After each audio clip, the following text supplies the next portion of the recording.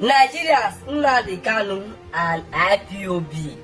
Make we not allow Governor Soludo to see this video, I beg, because this lawyer don't expose the whole truth.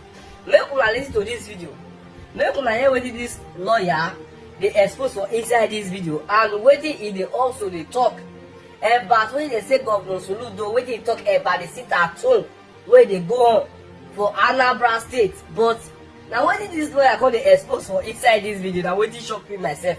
Make una share the video because this lawyer make a lot of points for inside this particular video. Because hear your reaction about the updates where they trend about the sit at home and Governor Soludo what they talk. And make una share the video. There are many major stories this morning, but I would like us to lead with what is trending right now in the region. Of course, that takes us straight to Onitsha, main market, Anambra State. On The Guardian, sit-at-home traders protest as Soludo shuts down Onitsha main market. What's the legality of this move by the state governor, and what are the rights of traders in this regard? What was your reaction in the first instance, objectively speaking? Well, I saw it as an overkill. It's more or less like using a sledgehammer to kill an ant. It's an overkill, right? Even though for me I see it's an act of economic sabotage on the state. However, there are market leaders who he can penalize for that, because it's an act of a union. It's not just an individual thing. Now, the individual traders have a right to open their shops. You don't have the right to shut their shops. But the government has the right to shut the market. There are two different things. Because the shops are inside the market. The government controls the market. But then the traders control the shops.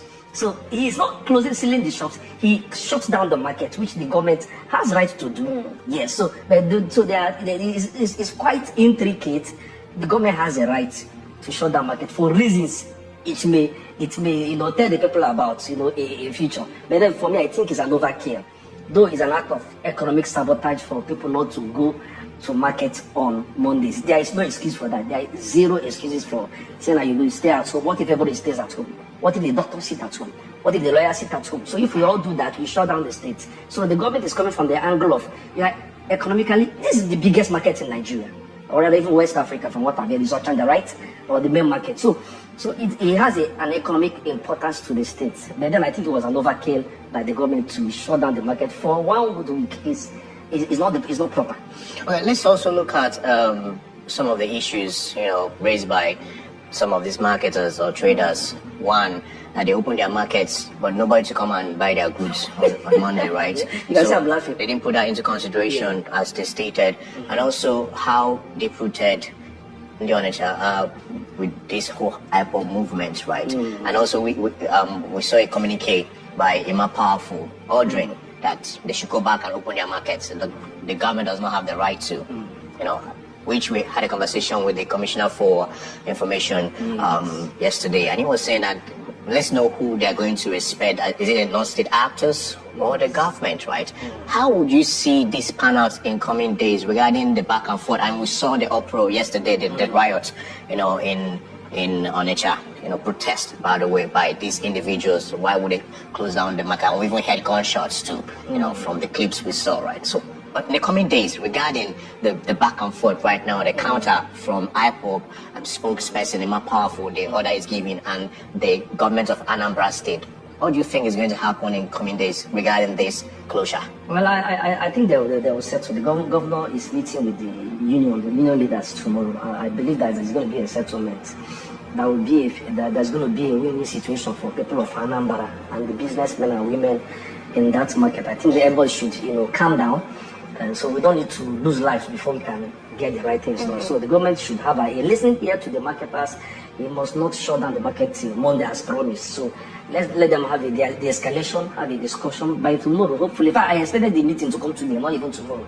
So they should do the meeting with the governor tomorrow, but he would have done the proper thing, meet with the traders today, and then try to resolve it. We don't need it to escalate. Well, according to that notice, we do have the copy of that notice of a crucial meeting with Mr. Governor. And of course, it's addressing the traders, saying that it's going to hold tomorrow. But do you think that the reason for the gap, and of course we'll display that photo so that viewers can also see, what the tenets of that, meeting is. So do you think that was done to ensure that the traders face the sanction for not opening their shops as they were supposed to? Do you think that was intentional, that they have to spend a day away from the market so that you don't reinforce before you're done punishing?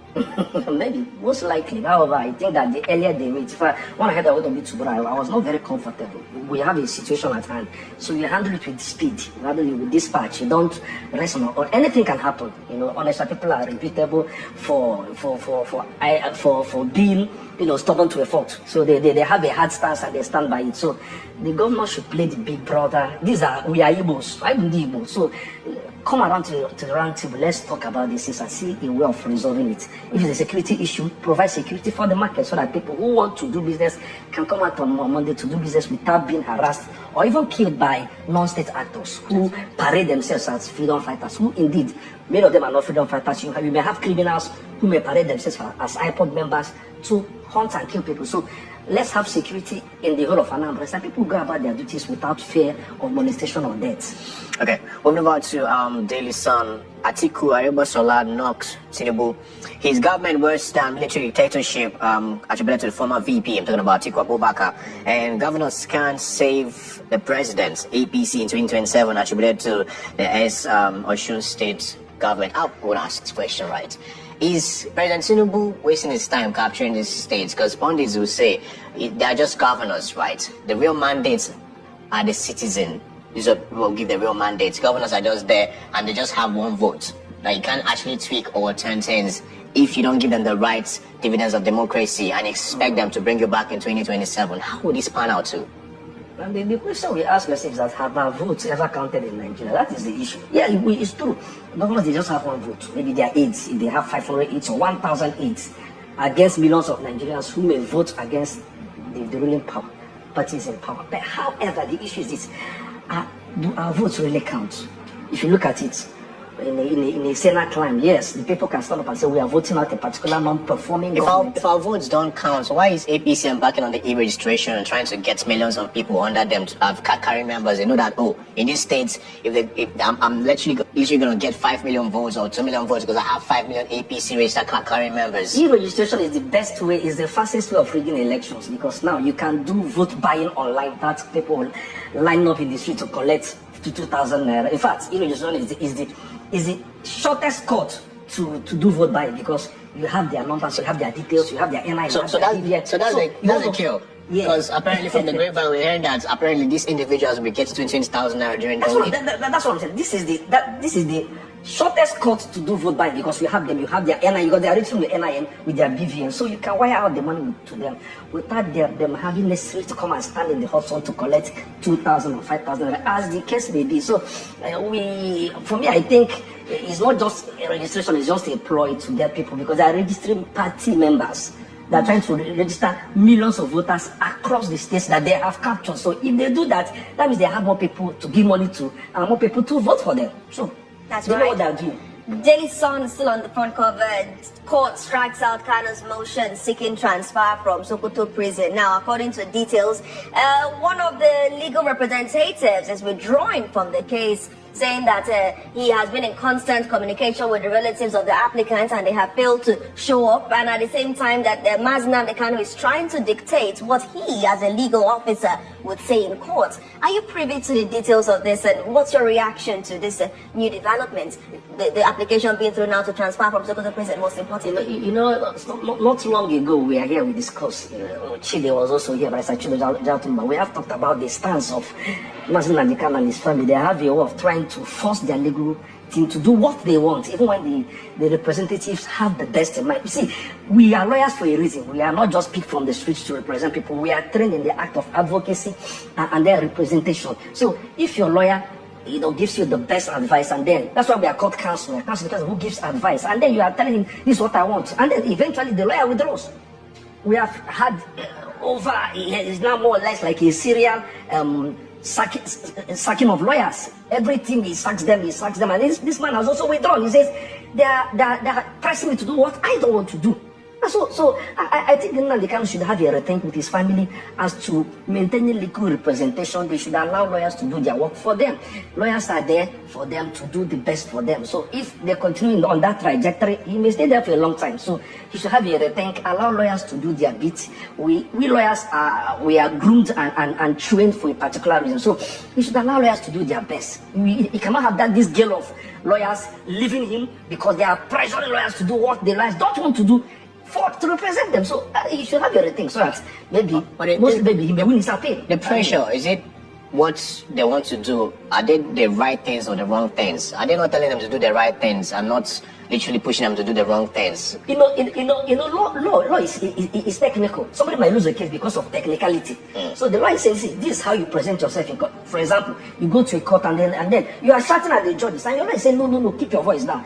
The reason you have a lawyer in the court is to represent you. Even if you're emotionally charged, it's your matter. You emotionally charged, your lawyer will be more or less like emotional, quiet and calm because it's not his personal matter, he's simply an advocate. So, and you go to court and you are raising your voice on the judge, the lawyer is saying, he's not allowing me to talk because of that, I sack you, and the lawyer goes home. So there are technicalities that only a lawyer knows. If you're not a lawyer, you don't know those technicalities, and you may end up losing your matter, not because you don't have a good case, but because you are not trained to present your matter in a particular manner. Regardless of the reservations that you've obviously made known, we see traders in Onitsha chanting Nnamdi Kanu's songs, basically saying that he is the savior during their protest. And they are all saying that what is keeping them at home is that they want Nnamdi Kanu to be released. Thank you for watching that video. So guys, before you leave, look at the top here, do well to follow the page and also put on notification so that whenever we upload any video in this great platform, you will be the first to see it. And please don't forget to give